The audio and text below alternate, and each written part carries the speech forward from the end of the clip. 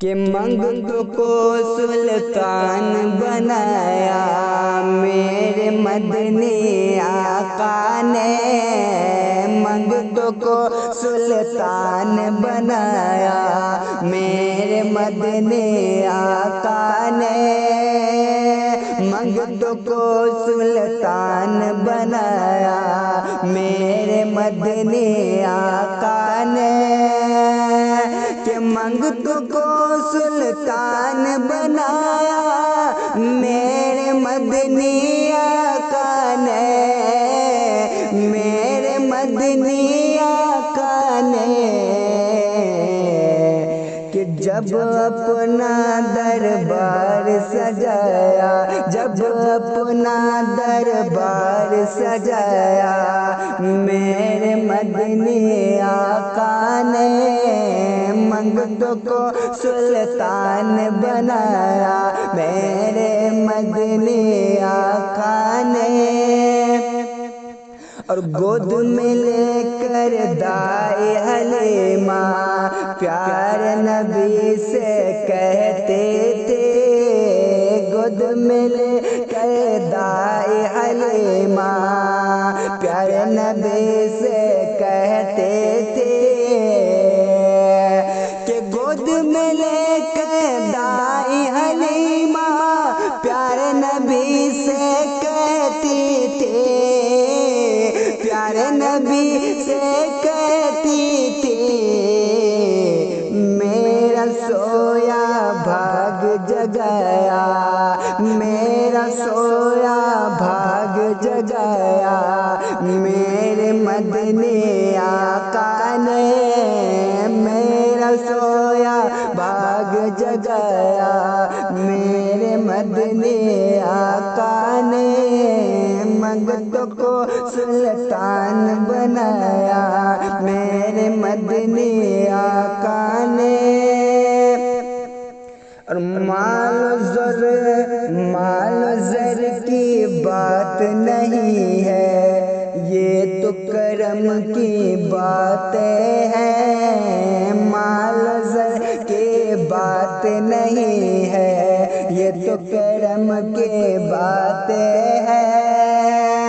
कि माल ज़र की बात नहीं है, ये तो करम की बात है। ये तो करम की बात है, ये तो करम की बात है। जिसको चाहा दर पे बुलाया, जिसको चाहा दर पे बुलाया मेरे मदनी आका ने। मंगत को सुल्तान बनाया मेरे मदनी आका ने। और जिसको हिकारत से दुनिया ने देखा और मुंह फेर लिया। जिसको हिकारत से दुनिया ने कि जिसको हिकारत से दुनिया ने देखा और मुंह फेर लिया। देखा और मुंह फेर लिया उसको सीने, उसको भी सीने से लगाया मेरे मदनी आका ने। उसको भी सीने से लगाया मेरे मदनी आका ने। औरतों में से जो तुम्हें पसंद आए, जो तुम्हें अच्छी लगे, जो तुम्हें भली मालूम हो, उनमें से 2-2, 3-3, 4-4 के साथ निकाह। प्यारे आका सल्लल्लाहु अलैहि वसल्लम इरशाद फरमाते हैं, अन निकाहु मिन सुन्नती फमन रगिबा अन सुन्नती फलैसा मिन्नी। निकाह करना ये मेरी सुन्नत है, जो निकाह ना करना चाहे वो मुझ में से नहीं। निकाह ये मेरे आका की सुन्नत है। कुरान करीम के अंदर अल्लाह रब्बुल इज्जत ने इरशाद फरमाया कि औरतों में जो तुम्हें पसंद से निकाह करो जो तुम्हें अच्छी मालूम हो, जो तुम्हें भली मालूम हो। मेरे सरकार फरमाते हैं कि निकाह करना ये मेरी सुन्नत है, जो निकाह न करना चाहे वो मुझ में से नहीं। आज आप नजर उठा करके देखिए, निकाह ये मेरे सरकार की सुन्नत है। कौन ऐसा इंसान है जो सुन्नते मुस्तफा के मुताबिक निकाह कर रहा है? आज आपने निकाह को इतना मुश्किल बना दिया है कि जिना बिल्कुल आसान हो गया। आज हमारी कौम की बेटियां मुर्तद हो रही है, इस्लाम से फिर रही है, गैरों के साथ जिंदगी गुजारना गवारा कर रही है। आखिर क्यों? आखिर क्यों? इस सवाल का जवाब आप देंगे। आखिर क्यों? मुश्किल क्यों है? इसलिए कि मुआशरे के अंदर आपने एक ऐसा रस्म को इजाद कर दिया है जिसकी वजह से निकाह करना दुश्वार हो गया। जिनके घर में बेटियां हैं, जब उनके घर में बेटी जवान हो जाती है, निकाह के काबिल हो जाती है, तो माँ बाप फिक्रमंद हो जाते हैं। वालिदैन मुश्किलों का सामना करते हैं, मुशक्कतें उठाते हैं और दर की ठोकरें खा करके दूल्हे को तलाश करते हैं। जबकि रब्बे काबा ने कुराने हकीम के अंदर इरशाद फरमाया, अर्रिजालु कव्वामूना अलन निसा, मर्द औरतों पर हाकिम है और मर्द को चाहिए कि वो दुल्हन तलाश करे। मर्द को चाहिए कि दुल्हन तलाश करे और बेहतर दुल्हन तलाश करे। ऐसी दुल्हन तलाश करे जो कुरान मुकद्दस पढ़ने वाली हो, जो नमाज पढ़ने वाली हो, जो रोजा रखने वाली हो, जो कुरान मुकद्दस सही ढंग से पढ़ने वाली हो। आप दुल्हन ऐसा तलाश किया जाता है कि कौन कितना मालदार है, कौन कितना रकम दे सकता है, उसी के घर पैगाम में निकाह दिया। मेरे सरकार फरमाते हैं कि इंसान 4 चीजों की बुनियाद पर निकाह करता है। अव्वल कि हस्ब व नसब के बुनियाद पर निकाह करता है कि उनका आला खानदान है, उनके घर में निकाह किया जाए। नंबर 2, इंसान खूबसूरती के बुनियाद पर निकाह करता है। इधर सुन लीजिए, उसके बाद आप लोग मीटिंग कर लीजिएगा। इधर सुन लीजिए, उसके बाद मीटिंग कर लीजिएगा, ठीक है? पूरा वक्त दिया जाएगा। इंसान खूबसूरती के बुनियाद पर निकाह करता है, इंसान मालदारी के बुनियाद पर निकाह करता है, और इंसान दीनदारी के बुनियाद पर निकाह करता है। मेरे सरकार फरमाते कि ऐ मेरे गुलामों, ऐ मेरे कलमा पढ़ने वालों, सुन लो, तुम हस्ब व नसब को न देखना, तुम खूबसूरती को न देखना, तुम मालदारी को न देखना। अगर तुम्हें निकाह करना है तो सबसे पहले दीन को देखो कि दूल्हा दीनदार है या नहीं, दुल्हन दीनदार है या नहीं, उसके घर के अंदर दीन है या नहीं है। अगर दीन नहीं है, अगर उनके घर में आप निकाह कर रहे हैं तो आप मुश्किलों का सामना करेंगे। आप लोग तो पैसे की बुनियाद पर निकाह कर लेता है, निकाह कर लेने के बाद चंद दिन गुजरने के बाद, महीना 2 महीना गुजर जाने के बाद उलमाए किराम से राब्ता करते हैं, हजरत एक ताबीर दे दीजिए, क्या हुआ तुम्हारे घर के अंदर? अरे दुल्हन ऐसी आ गई है कि क्या बताऊं, न ससुर की बात मानने को तैयार है, न सास को बात तैयार मानने के लिए तैयार है, न ननद की बात मानने के लिए तैयार है, न अपने शौहर की बात मानने के लिए तैयार है। आखिर क्यों? उसका वजह क्या है? सबसे पहले आपने दहेज का मुतालबा किया है, आपने उनसे कैश पैसा रकम वसूल किया है। जब आपने रकम ले लिया है, इज्जत की चीज के लिए ढूंढ रहे हैं। आपकी इज्जत कहाँ है मुआशरे के अंदर? ऐ लोगों, कान खोल करके सुन लो, जिस औलाद के लिए तुम भीख मांगते हो दर दर जा करके, बेटी वालों से भीख मांगते हो, कयामत के दिन उसका तुम्हें हिसाब देना पड़ेगा। उलमाए किराम बैठे हुए, कयामत के दिन हिसाब देना पड़ेगा।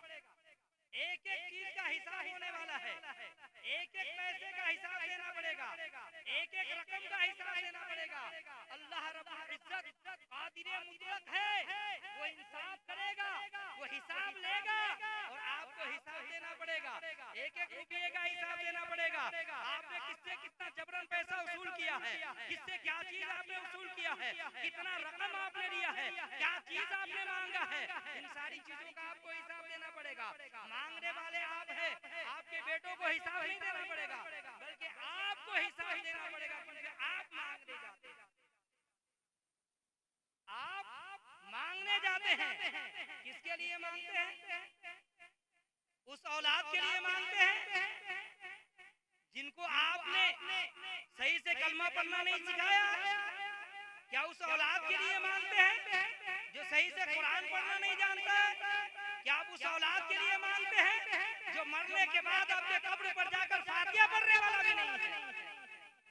उसके लिए मांगते हैं आप। हिसाब आपको देना पड़ेगा। जो लोग भी भीख मांगते हैं दहेज के नाम पर, वो कान खोल कर सुन ले। आप कहते हैं बाहर जाकर मैंने इतना रकम वसूल किया है, मेरे बेटे को फला चीज मिला है। आपने जबरन अगर वसूल किया है तो एक एक चीज का आपको हिसाब देना पड़ेगा। तुम भिखारी कैसे बन गए? तुम तो देने वाले हो। अल्लाह रब्बुल इज्जत ने तुम्हें हाकिम बनाया है। तुम हुक्मरानी के लिए पैदा हुए हो, तुम भीख मांगने के लिए पैदा नहीं हुए हो। तुम हाकिम हो, हुक्मरानी करो।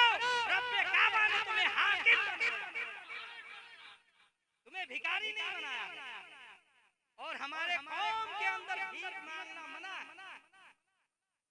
एक सहाबी रसूल मेरे सरकार की बारगाह में हाजिरी देते हैं, कहते हैं या रसूल अल्लाह, मैं अपने घर से आ रहा हूँ और मेरे घर के अंदर कई दिन से मुसलसल फाका चल रहा है। या रसूल अल्लाह, मेरे घर वाले भी भूखे हैं। या रसूल अल्लाह, मेरे बाल बच्चे भी भूखे हैं। या रसूल अल्लाह, मैं आपकी बारगाह में इसलिए आया हूँ ताकि आप कुछ इंतजाम फरमा दे। आप सहाबा से कहिए कि वो मुझे कुछ दे दे ताकि मैं अपने घर वालों के लिए खाने पीने का इंतजाम करूं।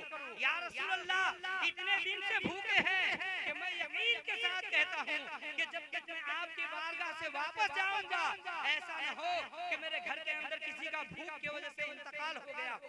अल्लाह अकबर। मेरे रसूल फरमाते हैं, मेरे रसूल के सहाबी थे, मेरे रसूल ने ये नहीं फरमाया कि इस मजमे में खड़े होकर सवाल करो, अगर कोई तुम्हें दे दे तो लेकर के चले जाओ। मेरे सरकार फरमाते हैं, मेरे गुलाम जाओ, अपने घर के अंदर जाओ और जो कुछ तुम्हारे घर के अंदर हो मेरी बारगाह में लेकर के आओ। वो सहाबी रसूल जाते हैं, जाने के बाद अपने घर के अंदर से एक मामूली सा चट्टी लेकर के वापस आते हैं, लाए सरकार की बारगाह में हाजिर करते हैं। मेरे सरकार ने फरमाया कोई है जो इसको इतने रकम में खरीद ले। मेरे सरकार ने नीलामी शुरू करते हैं, 2 रुपये में उनका लाया हुआ सामान बिक जाता है। बिकने के बाद मेरे सरकार ने 1 रुपया उस सहाबी रसूल के हाथ में रखते हैं, ये लीजिए और अपने घर वाले के लिए खाने पीने का इंतजाम कीजिए। वो फौरन जाते हैं और खाने पीने का अपने घर वालों के लिए इंतजाम करके आते हैं।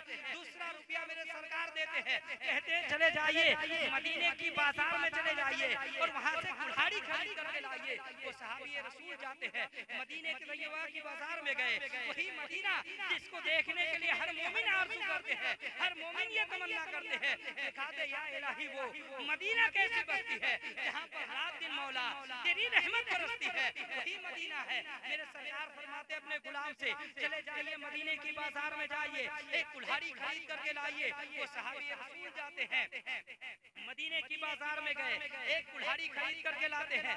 लाने के बाद मेरे सरकार ने अपने हाथों से उस कुल्हाड़ी के अंदर पेड़ लगाते हैं और सहाबी रसूल से कहते हैं चले जाइए मदीने की जंगल में चले जाइए और 1 महीने से पहले मेरे सामने मत आइएगा।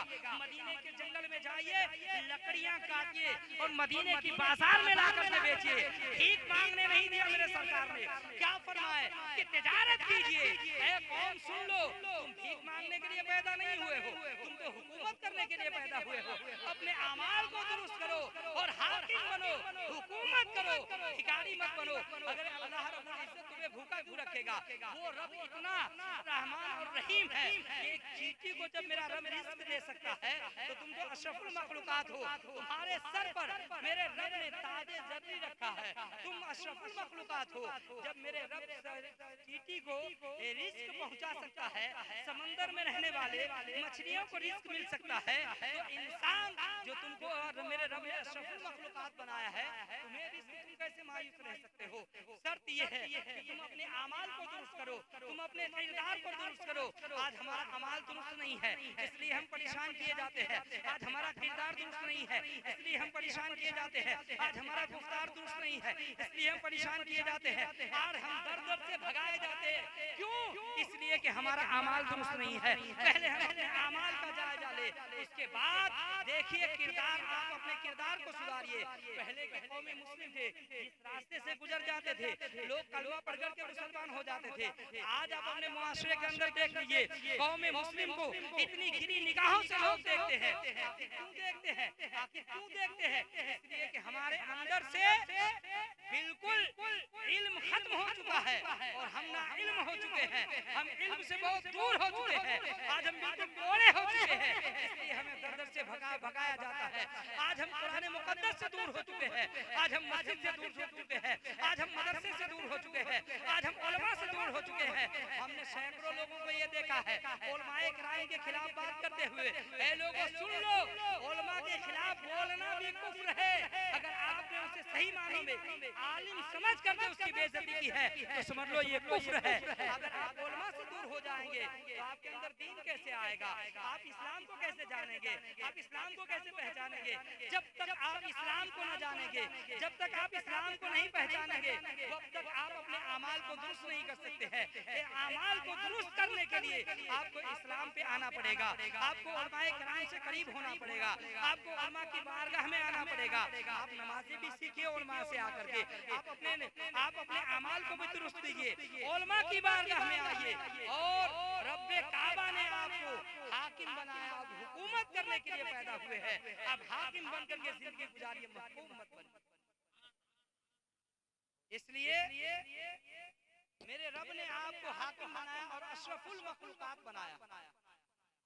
आप अशरफ हैं, आप आला हैं। आपको रब ने दिमाग दिया सोचने के लिए, आंख दिया देखने के लिए, जबान दिया बोलने के लिए, कान दिया सुनने के लिए। आप अपने दिमाग का इस्तेमाल कीजिए, आप अपने आंखों का इस्तेमाल कीजिए, आप अपने कान का इस्तेमाल कीजिए। आप सही तरीके से अपनी जिंदगी को गुजारिए ना।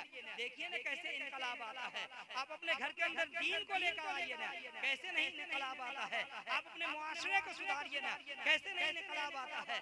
आज आप नजर उठा करके देख लीजिए, मैंने देखा है अपने मोहल्ले के अंदर, अपने गांव के अंदर, अपने इलाके के अंदर मैंने देखा है कि 99% बच्चे हमारे ऐसे हैं जो इल्म से बिल्कुल दूर है और 80% बच्चे ऐसे हैं जो बिल्कुल नशेड़ी है। वो कौमे मुस्लिम के बच्चे 80% बच्चे ऐसे जो नशेड़ी है।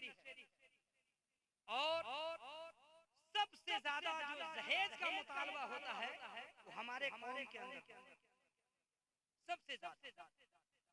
आप इरादा कर ले और अज़्म मुसम्मम कर ले कि अल्लाह रब्बुल इज्जत ने आपको औलाद जैसी नेमत से नवाजा है, तो आप उस नेमत का सही इस्तेमाल करें, उसे आप सही इस्तेमाल करें। आपको क्या होगा? 2-4 लाख रुपए ले जाने से क्या आपकी जिंदगी कट जाएगी? क्या आपको उम्र भर कमाना ना पड़ेगा? अगर ना कमाना पड़े तो आप बेशक ले लीजिए।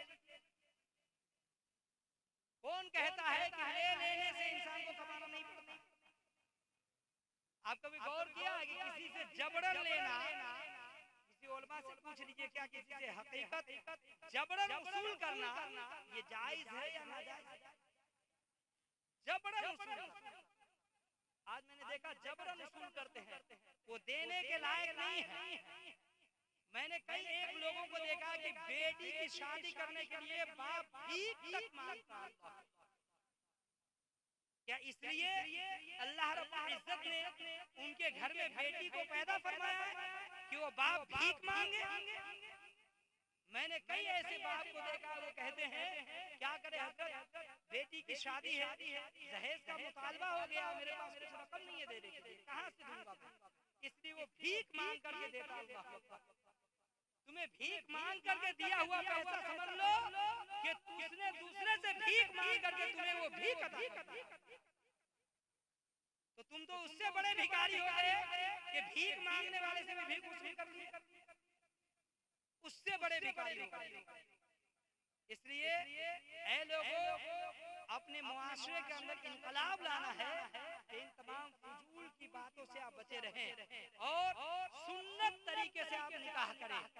सरकारे दो आलम सल्लल्लाहु अलैहि वसल्लम ने अपनी नूरे नजर लखते जिगर सैयदा तैयबा ताहिरा हजरत फातिमा ज़हरा रज़ियल्लाहु ताला अन्हा का जब निकाह फरमाए थे, मेरे सरकार ने खुद निकाह फरमाया था, तो उस वक्त हजरत अली आए थे। कहाँ? मस्जिद नबवी के अंदर मेरे सरकार ने हजरत अली के साथ अपने नूरे नजर का निकाह पढ़ाया। सहाबा इकराम बराती आए थे, क्या खिलाया गया उन्हें? उलमाए किराम से पूछ लीजिए, उन्हें छुहारा दिया गया। क्या? छुहारा, हुजूर तकसीम किया गया सहाबा इकराम, खाने पीने का कोई इंतजाम नहीं। और एक शहर ऐसा भी है जहाँ बिल्कुल सुन्नत तरीके से निकाह किया जाता है, वो नागौर शरीफ।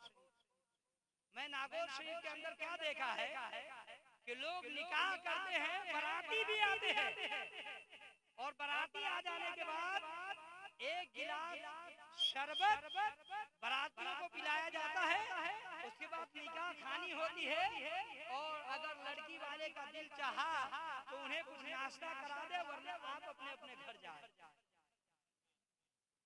और सुन्नत क्या है? वलीमा करना सुन्नत। वलीमा करना क्या है? सुन्नत है। आप वलीमा करें। वलीमा करना क्या है? सुन्नत तरीका। मेरे सरकार फरमाते हैं कि वलीमा करे, भले एक बकरी से क्यों न हो, आप वलीमा करें। वलीमा करना सुन्नत है, वलीमा में बरकत है।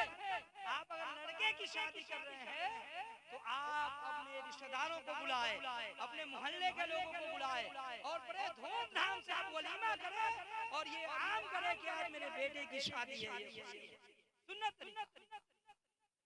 ये नहीं है कि आपने दावत दे दिया, सारे लोगों को बुलाया, चलो फला जगह बारात में जाना है, और बारात में आने के बाद लड़की वाले से मुतालबा करे कि हमारे बाराती मुर्गा नहीं खाते, बकरा खिलाइए।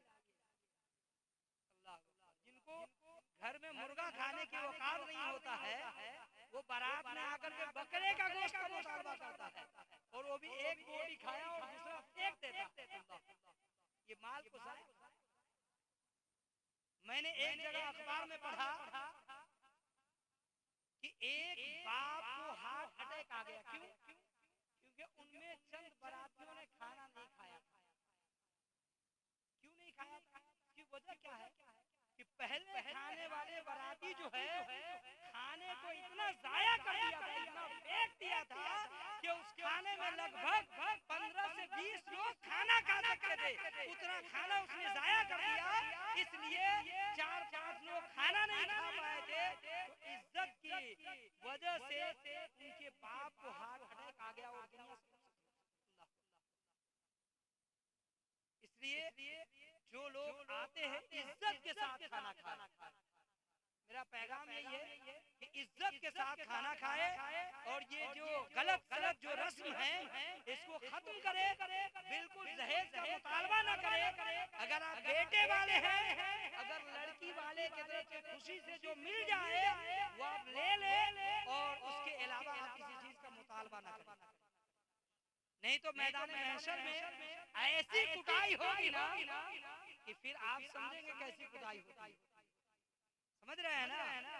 ये लिबास जो पहन करके महफिल मिलाद में आए हैं, ये भी लिबास मरने के बाद आपकी औलाद आपके जिस्म से उतार लेगी, याद रखिएगा। और एक सादा कपड़ा ला करके मार्केट से लपेट करके चंद मन मिट्टी के अंदर दबा कर आ जाएगी, फिर दोबारा आपके कब्र पर नहीं जाएगी। आपकी औलाद दोबारा आपकी कब्र में नहीं जाएगी। इसलिए आप अपने अमाल को सुधारें, इसलिए कि मेरा रब आपसे हिसाब लेगा जो आपने गलत तरीके से पैसे का वसूल किया, जो रकम आपने वसूल किया, जो गाड़ियां आपने मुतालबा किया। मैंने कई एक शादियों में देखा है ये कि बाप कहता है कि मेरे तरफ से कोई मुतालबा नहीं, मेरे बेटे के मांग है, और बाप ये कहता है कि मुझे कुछ नहीं चाहिए, बेटे ने मांगा है, और बेटा ये कहता है मुझे कुछ नहीं चाहिए, बाप ने मांगा। लेकिन हमारे सामने ना बात कर रहे हैं, वो रब तो देख रहा है किसका मुतालबा कौन मांग रहा है। अरे जब खुद कमा करके तुम गाड़ी नहीं खरीद सकते हो तो क्या दूसरे से मांग करके चलोगे?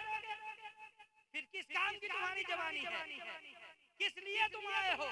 क्या तुम अपने कमा करके मकान नहीं बना सकते कि बेटी वाले तुम्हें दहेज का रकम देंगे, उससे तुम मकान बनाओगे, उससे तुम गाड़ी खरीदोगे, उससे तुम बैंक बैलेंस करोगे?